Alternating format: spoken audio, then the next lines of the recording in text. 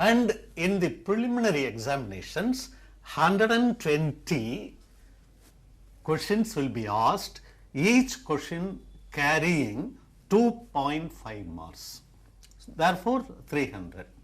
Totally it is 450 marks. Here, in the case of optionals, 0.833 are the negative marks for each wrong answer, because each answer has got 2.5. For each wrong answer here, they will be deducting 8.33. Another important point here to be noted is that this is only a passage into the main exam, a qualifying stage for the main exam. So you have to pass through as though you are passing through a gate to reach the house. So unless you get through the preliminary exams by getting top ranking marks, you cannot appear for the main exams, which has an optional of 25 papers. And another important point here is these marks, that is the marks you have obtained in the preliminary exam, will not be counted along with the main paper marks for evaluation to send you to the interview. Therefore, this is only a gateway. This is only a passage. This is only a permission to appear for your mains exam. You should always remember that, and always keep in mind that negative marks are 0.333 in the case of general studies and 0.833 in the case of your optional papers, and the total marks are 450, and each bears a time 120 minutes. Therefore, for GS paper it is 2 hours. For the optional papers it is 2 hours. So you have to answer 150 questions in 120 minutes here, and here again 120 questions in 120 minutes. So this is the preliminary or introduction to the exams.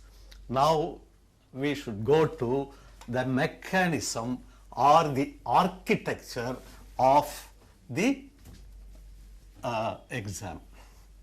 Now you see, you are going to write the exam. How to prepare yourself first, all these things we will see subsequently. Now you see, as far as the examinations are concerned, there are eligibility examinations, competitive examinations, competitive exams. There are practical or laboratory examinations, and there are interviews.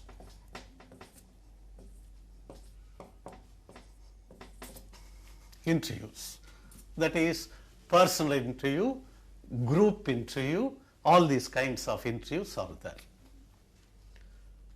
Now, as far as a man in modern times is concerned, right from his first standard or even before joining the LKG or UKG, if not directly, at least indirectly, he is facing the exam.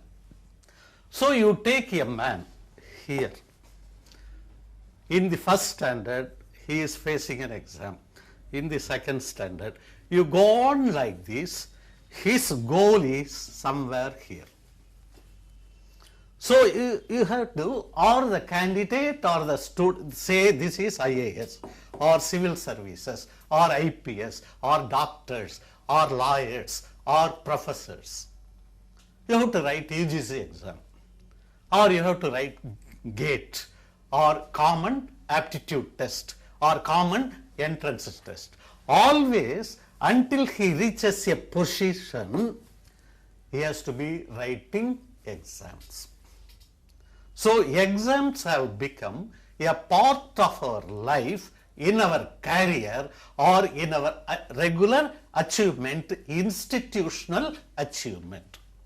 There are artists, there are musicians, or there are actors. These need not have any formal examinations. But in the case of a student, or in the case of say a candidate who is aspiring to enter civil service, who is aspiring to become, say, a professor, a judge, he has to become a lawyer, or he has to study law and do entrance examinations first, or MBBS, or take the case of software engineers. So in our life, examinations are intertwined. In our career, examinations are inseparable from our life ahead, when we march ahead and ahead to achieve the goal. So from here, take for example, this is 10th standard, then there is 12th standard, there is BA, there is MA. So from here onwards, he has to aspire for writing the civil services, both entrance and main examinations. So these examinations are of 4 types: the eligibility exams, the competitive exams, the practical exams in the case of sciences, and the interviews. These can also be considered as exams. Now what is the eligibility exam? This is what we are doing in our high school. So you take first standard. Now they are going to abolish the exams in 10th standard also. So up to 11th, what is it in the TC? It has been written, has he been promoted, eligible for promotion to higher class. Eligibility, eligible for promotion to higher class. Therefore, here in the eligibility exams, normally the marks are from 0 to 100. If a student obtains 35 or 40 marks, or in the case of MA, it will be 45%. He is eligible. In his TC, that is up to the 11th standard, is he promoted, eligible for promotion to a higher class. Therefore, the cutoff mark here is 35%, or in certain cases 40%, or in certain other cases it is 45%. So those who have obtained a minimum of 35, 40 or 45% are made eligible to join a higher course. Just like a platform ticket, buying a platform ticket, you are eligible to enter the concourse of the railway station, and getting a seat is another one. So this is like platforms ticket, purchasing a platform ticket.